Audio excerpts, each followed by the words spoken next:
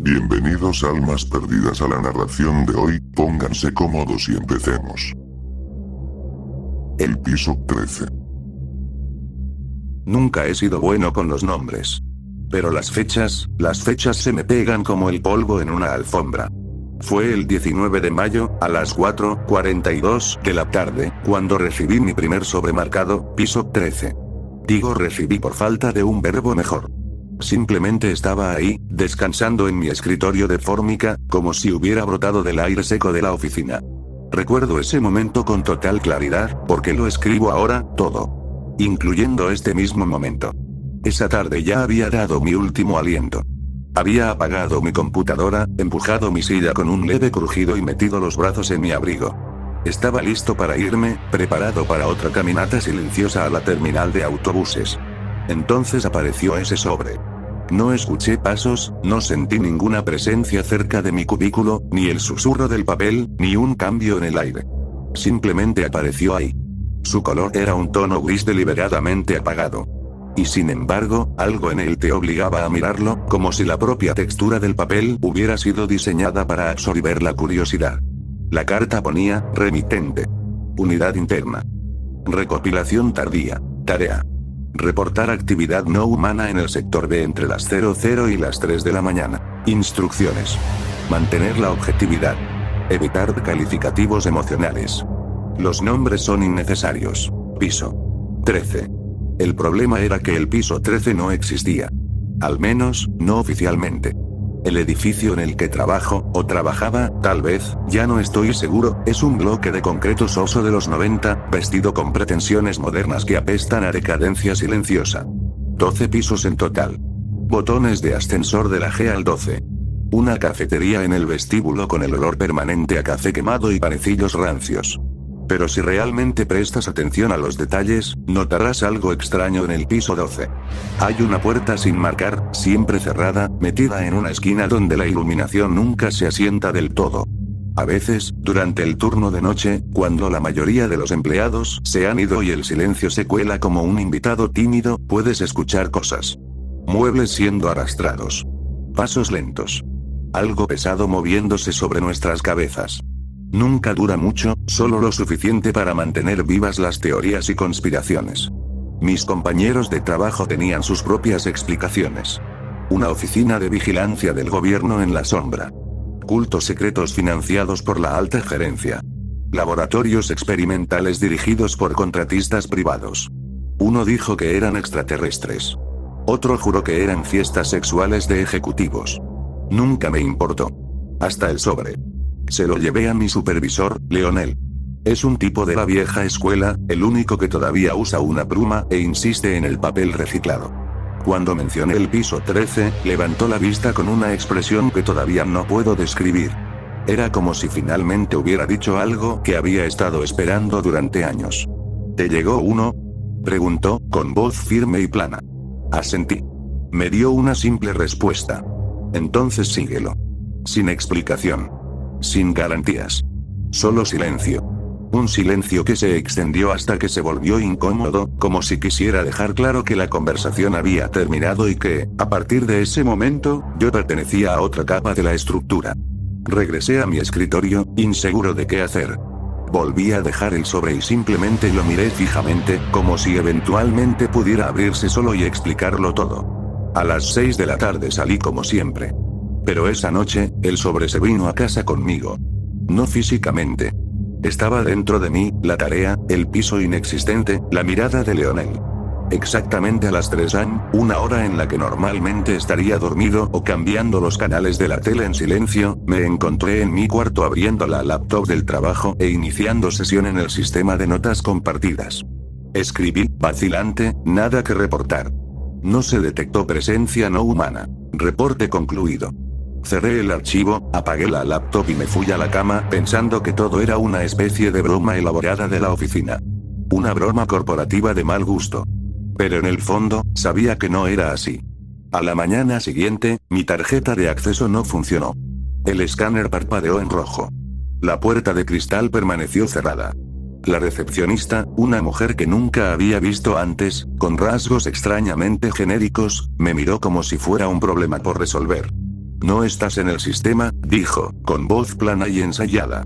Intenté discutir. Le di mi nombre, mi departamento, mi extensión. Siguió tecleando sin expresión, como si estuviera fingiendo buscar en una base de datos que no existía. Cuando mencioné a Leonel, levantó una ceja y respondió con frialdad. No hay nadie aquí con ese nombre. Algo dentro de mí se rompió. No sé exactamente qué, pero una urgencia repentina e incontrolable se apoderó de mí, un impulso ciego, algo casi primitivo. Hice algo que nunca imaginé que haría, corrí. Corrí por el pasillo, con el corazón latiendo con fuerza, los pulmones ardiendo. En la última curva, el ascensor estaba abierto, como si hubiera estado esperando. Las puertas se deslizaron de par en par con una calma inquietante. La cabina estaba vacía. Iluminada con un blanco estéril que se sentía más quirúrgico que seguro. Escuché pasos detrás de mí, tal vez seguridad, tal vez la recepcionista, tal vez algo más. No esperé. Entré. Las puertas se cerraron. El ascensor comenzó a subir por su cuenta. Los números subieron. Me encontré esperando que se detuviera en el 12. Se detuvo justo ahí. Las puertas se abrieron con un suave silbido. El piso 12 estaba completamente oscuro. Silencioso, excepto por el zumbido bajo de una bombilla parpadeante en algún lugar profundo en el interior. La única iluminación provenía de un letrero de salida rojo que brillaba débilmente al final del pasillo. Y entonces escuché el pin. Mi ordenador del trabajo. De alguna manera, estaba encendida. Eso no tenía sentido. La había apagado. Recordé toda la secuencia. Guardar documentos, cerrar ventanas, mantener presionado el botón, ver la pantalla oscurecerse. Pero ahí estaba, al final de ese oscuro corredor, proyectando un brillo fantasmal desde una habitación que no debería existir. Me acerqué lentamente, casi a regañadientes. Mis piernas se movían sin consultar con mi mente. Cada paso resonaba con demasiada fuerza, como si los pasillos no hubieran visto un visitante en décadas. El linóleo estaba más frío de lo habitual. El aire estaba húmedo, una especie de humedad que no coincidía con el sistema de climatización. Algo andaba mal. Cuando llegué a mi cubículo, era el mismo, con mis papeles, mi taza astillada, mi bolígrafo favorito a un lado, vi la aplicación de notas abierta en la pantalla. Y estaba escribiendo. Por sí sola. Presencia detectada. Interacción no humana iniciada. Reportero presente. Reportero siendo observado. El monitor parpadeó suavemente, como si respirara de forma irregular. El cursor parpadeó, esperando. Retrocedí. Mi corazón latía con fuerza, y el aire detrás de mí se volvió denso, como si fuera observado por algo que no tenía ojos. Entonces vi el reflejo. No era el mío. Había algo detrás de mí. Algo que solo la pantalla podía registrar. Su silueta era incorrecta. Demasiado alta. Demasiado estrecha. Su cabeza se estiraba hacia arriba de forma antinatural, buscando un techo que no estaba allí. E incluso sin una cara, sabía que me estaba observando. Me di la vuelta. Nada. El pasillo estaba vacío, sus luces pulsando irregularmente, como un latido a punto de colapsar. El ordenador volvió a sonar, no se recomienda la fuga. La observación debe continuar. Fue entonces cuando me golpeó, no solo el miedo, sino un temor que se instaló en mis huesos. Me estaban reteniendo. No por muros o manos, sino por algo más profundo. Un encantamiento. Una presión. Algo se cerró sobre mi voluntad como una tapa sobre un frasco sellado. Luego llegó el sonido. Un chasquido. Cerca. Como huesos crujiendo. Rompió el hechizo. Corrí. De verdad esta vez. Volqué las sillas. Me estrellé contra una mampara. No me atreví a mirar atrás. Sabía que si lo hacía, lo vería. O peor, no vería nada, pero lo sentiría. La presencia. El tacto. El ascensor todavía estaba allí, esperando, con las puertas abiertas de par en par. Pero cuando llegué a él, la pantalla digital mostraba algo imposible. Piso 13. Eso nunca estuvo ahí. Nunca. Ni durante las pruebas, ni durante el mantenimiento. El número del piso brillaba en un rojo oscuro, como sangre coagulada. Y lo peor, el botón de lobby no estaba encendido. No había opción de bajar. Fue entonces cuando lo escuché. No pasos. No susurros. Un sonido de arrastre. Algo pesado, húmedo, moviéndose por el pasillo como carne cruda siendo tirada por manos temblorosas. Un olor dulce y podrido llenó mi nariz, era como si hubieran dejado pudrirse flores en una tumba abierta. Las puertas comenzaron a cerrarse. Me lancé hacia adentro. En el momento exacto en que las puertas se cerraron, lo vi durante menos de un segundo. No todo. Solo una pequeña parte. Un brazo, demasiado largo, con articulaciones donde no deberían haber. Su piel parecía papel maché mojado. Y los dedos, no terminaban. Simplemente seguían creciendo, alcanzando, buscando algo que agarrar. Tenía un ojo, un solo ojo, que estaba abierto en el centro de la palma. Me vio. Y yo lo vi. El ascensor comenzó a descender. Pero la pantalla digital estaba apagada. Sin número, sin indicación. La sensación era de una caída lenta y constante, como si no nos dirigiéramos a un piso inferior, sino que nos alejáramos del mundo. Dentro de la cabina, apoyé mi espalda contra la pared, respirando con dificultad. Ese olor dulce y pútrido como algo podrido bajo el sol se aferraba a mi ropa, a mi lengua. Por un momento, me pregunté si alguna vez me iría. Si este ascensor era una especie de limbo sin fin, y el tiempo había dejado de comportarse como solía hacerlo. Pero luego, con un suave suspiro mecánico, las puertas se abrieron. Piso 12. Todo era normal. Las luces fluorescentes estaban encendidas, blancas e impersonales. El zumbido sordo de los teclados, el ritmo amortiguado de las impresoras, el murmullo distante de las voces en la sala de descanso. Ningún signo de humedad, ni oscuridad, ni pasillos vacíos. Ahí estaban, mis compañeros de trabajo, sentados en sus cubículos. Las mismas personas, las mismas caras, los mismos problemas. Leonel pasó con una taza de café en la mano, levantó una ceja cuando me vio salir del ascensor, probablemente pálido y tenso. Vaya, parece que has visto un fantasma, dijo, con el mismo tono sarcástico que usaba todas las mañanas. No respondí. Simplemente caminé hacia mi escritorio. Mi computadora estaba encendida, mostrando la pantalla de inicio de sesión esperando mi contraseña. Todo sugería que acababa de llegar, como cualquier otro día. Mis documentos estaban apilados cuidadosamente en la esquina, mi taza en su lugar habitual. Nada fuera de lo común. O al menos, nada que nadie más pudiera ver. Me senté y escribí mi contraseña con los dedos aún temblorosos. Desde las 8 de la mañana he estado tratando de trabajar. Miro correos electrónicos, hojas de cálculo, solicitudes pendientes. Pero no puedo escribir nada que no sea esto. No sé cuánto duró ese momento. No sé si alguien más notó algo. Aparentemente no. Pero ahora mismo, mientras escribo, veo algo en el reflejo de mi pantalla. Otro sobre. Blanco. Idéntico al primero. Colocado en mi escritorio. Justo a mi lado.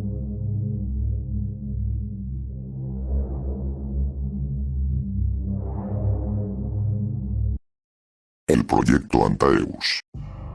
Hay una razón por la que el gobierno lo está ocultando al público. OVNIs, UAPs, como quieras llamarlos. Pronto van a tener que confesar, al menos un par de cosas. No hay forma de que sean honestos sobre lo peor. Porque ha sido un secreto durante tanto tiempo. Lo haré. No espero que esto dure mucho. Apuesto a que mi computadora ha estado intervenida durante los últimos 10 años. Así que lee con atención. Quiero que estés listo. Solía ser fotógrafo de vida silvestre. Por eso todo fue un shock para mí. Cuando hombres de traje negro aparecen en tu casa, te dicen que has sido seleccionado para un nuevo trabajo para la NASA, esperarías que buscaran un físico o biólogo, o algo así. Pensé que era una broma hasta que uno de ellos mostró una placa. El otro se estiró disimuladamente, enseñando casualmente la pistola que llevaba en su cintura. Ni siquiera era un fotógrafo de vida silvestre particularmente bueno. Tal vez por eso me eligieron. Sin premios. Sin familia, sin amigos. Sin antecedentes penales. Diablos, ni siquiera tenía mascotas. Supongo que ese era todo el currículum que necesitaban. Tuve que tomar un avión para mi primer día. Dijeron que tendría una nueva casa. Que no me llevara demasiadas cosas. Mi nuevo puesto era en la instalación especial High Point. Tal vez hayas oído hablar de ella en las noticias.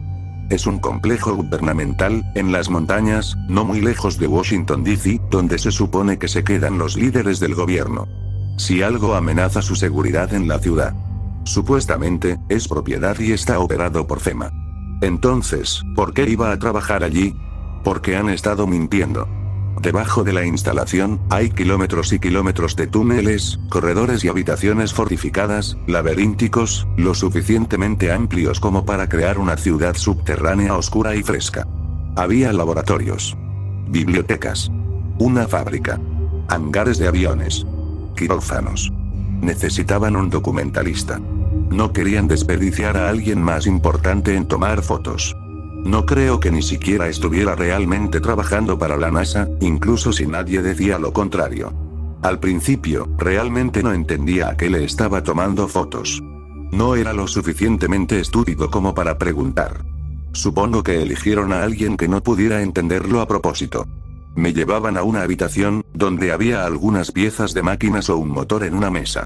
Tomaba fotos, supervisado por personas con batas de laboratorio que me dirigían a sacar ciertas partes o tomar ángulos concretos. Con el tiempo, las piezas se volvieron más complejas. Una vez tomé una foto de una especie de cosa con aspecto de circuito que cortocircuitó mi cámara después de que me acerqué demasiado.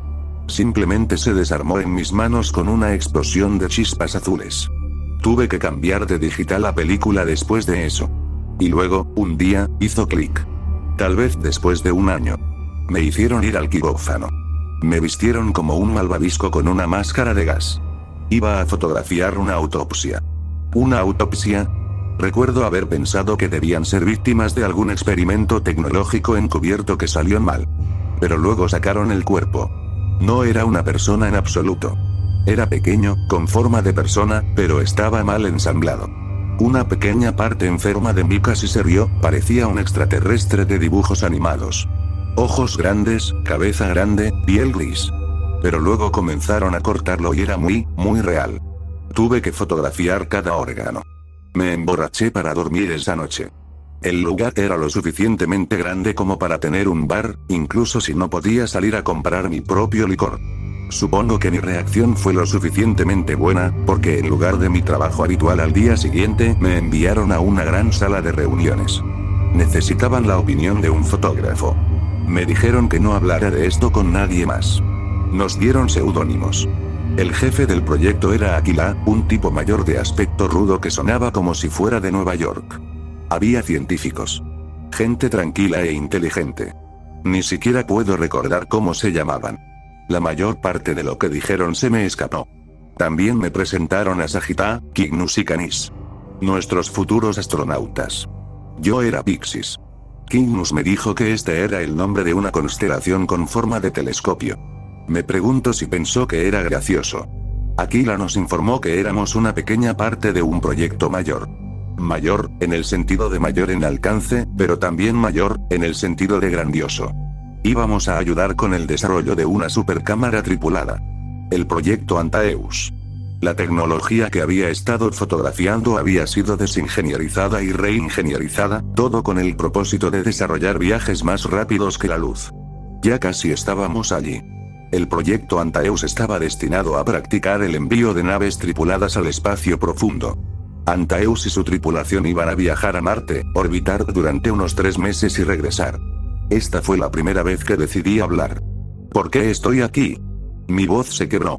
¿Por qué?, respondió. Necesitamos a alguien que enseñe a nuestros astronautas sobre fotografía de vida silvestre. Necesitamos evidencia de extraterrestres vivos. Así que mi trabajo se convirtió en acompañar a los 3 astronautas mientras se sometían a su entrenamiento y enseñarles sobre técnicas de fotografía en un entorno inestable con un sujeto impredecible.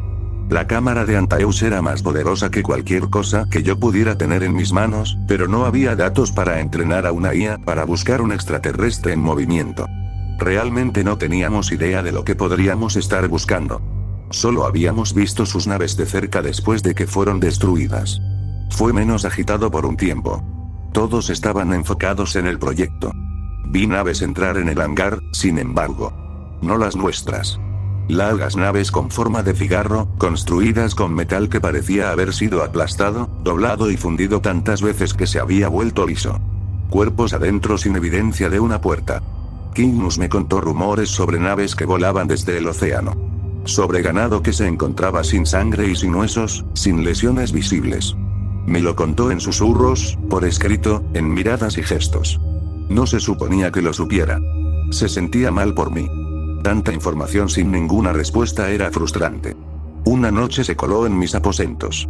Estaba cerca de la fecha de lanzamiento. Le había dicho a nuestros superiores que quería agradecerme. Me pidió una prenda para llevar con ella. Para que pudiera pensar en mí. Le di mi reloj. Después de que se fue, encontré un trozo de papel doblado en mi bolsillo. Debe haber venido de la biblioteca, porque ninguno de nosotros tenía acceso a una computadora ni a una impresora. El papel parecía viejo, gastado, como un libro antiguo de los años 70. Era una foto de una tablilla de arcilla, medio desenterrada, de una excavación arqueológica. En la tablilla había dibujos de personas. Estaban mirando hacia arriba, al cielo. A otros seres, con cabezas grandes y cuerpos rechonchos. Seres que descienden de las estrellas. Rasgué el papel y lo tiré al váter. No podía permitirme que me atraparan con él. No sé si Kygnus pensó que me estaba ayudando, al mostrarme eso, o si solo necesitaba a alguien con quien compartirlo. Para llevar la carga con ella. Nunca tuve la oportunidad de preguntar. Estábamos cerca. Demasiado cerca. Ojalá estuviera aquí para ayudarme a explicar.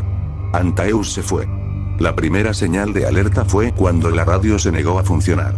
El resto de la nave estaba bien, por lo que pudimos ver desde aquí.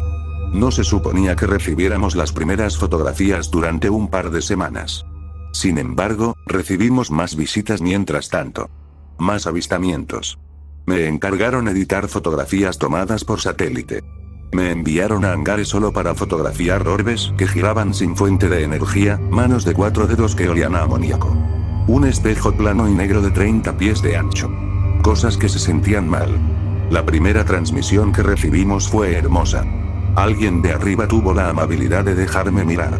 Cuerpos celestiales en azul, dorado y amarillo, galaxias que se extendían como acuarelas por la extensión del espacio. Cada uno tomado con un delicado toque humano. Arte, de verdad. Pero no lo que estaban buscando. De vuelta al silencio.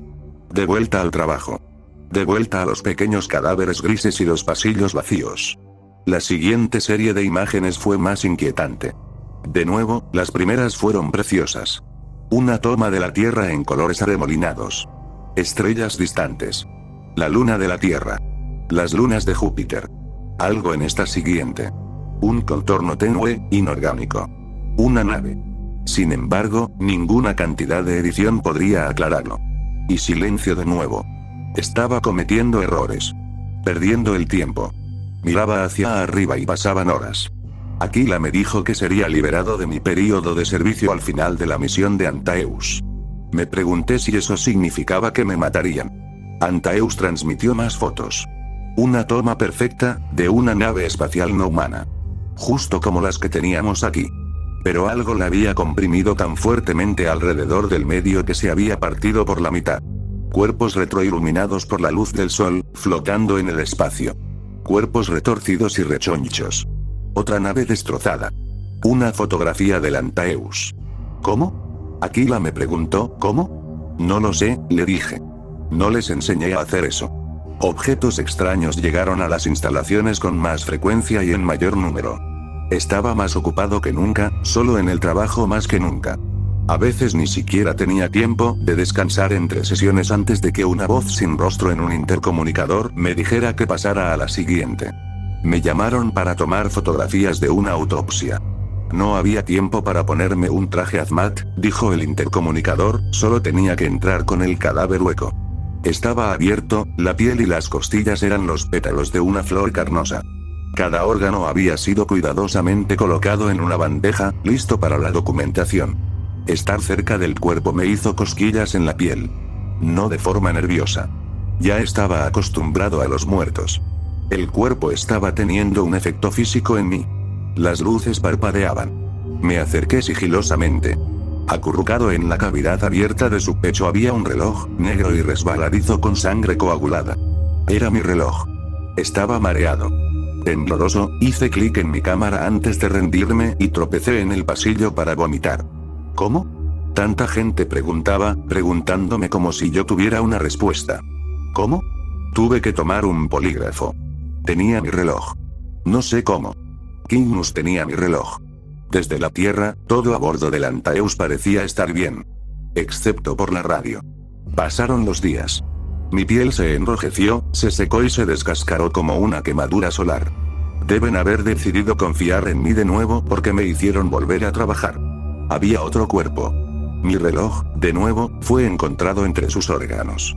Me hicieron más preguntas que no pude responder. Les pregunté cuántas copias de mi reloj ya habían encontrado. Me dijeron que no tenía la autorización suficiente para saberlo. Más fotos de Antaeus. Otra fotografía de la nave. Una diferente. Esta estaba aplastada. Un trozo de chapa metálica cayó al océano Atlántico, perteneciente a Antaeus, pero nuestro Antaeus todavía estaba allí arriba en el espacio. Alguien de la organización recuperó el Antaeus, de donde se estrelló en las montañas de Alaska, pero seguimos recibiendo transmisiones visuales de la nave. Desde la Tierra, todo a bordo del Antaeus parecía estar bien. La supercámara capturó 1000 copias del Antaeus, flotando como ballenas durmientes. Miles de cuerpos suspendidos, retroiluminados, humanoides. Y algo más estaba allí. Parecía un agujero negro, pero no. Un agujero negro no puede mirar hacia atrás. Pero estaba tomando cosas. Comiendo cosas. Satélites. Lunas. Copiándolas. Aplastándolas. Escupiéndolas. Cambiándolas. Esos cuerpos destrozados. Esas naves con forma de cigarro. Cada uno era de la Tierra, ¿verdad? Cada autopsia. Cada uno fue realizado en alguna versión de Sagitta, Cygnus y Canis. Eran todos ellos. Siempre fuimos ellos. Y yo ayudé a ponerlos allí con esa cosa, a mi manera.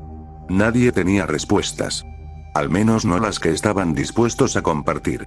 Una última fotografía. Oscuridad, interrumpida solo por una luz horrible y cálida. Podía sentir que me miraba. Irradiando malevolencia. Nunca más recibimos una transmisión de Antaeus. Mi gira había terminado. Me dejaron ir. ¿Quién me creería? ¿A quién me quedaba por contar? Aquí está la cosa. Me estoy muriendo. Cáncer cerebral terminal, único en su clase. Los médicos dicen que nunca han visto nada igual. Les recuerda algo que verían en alguien expuesto a desechos nucleares. Debe ser por eso que el gobierno me usó para tomar fotos en lugar de algún científico valioso. Antes de irme, necesito que alguien lleve esta carga conmigo. No tengo respuestas a todo lo que vi, a cada rumor que escuché. Pero vi lo suficiente. Éramos nosotros a quienes estábamos estudiando. El Antaeus y su tripulación. Regresaron a la Tierra destrozados y rotos y reconstruidos en algo nuevo. Nunca hubo extraterrestres. Pero hay algo allá arriba. Algo que el gobierno está observando en secreto. Algo que odia a la humanidad lo suficiente como para usar las cuerdas del tiempo y el espacio como instrumentos de tortura. Y si sé una cosa es que, en cada foto, se acercaba más a la Tierra.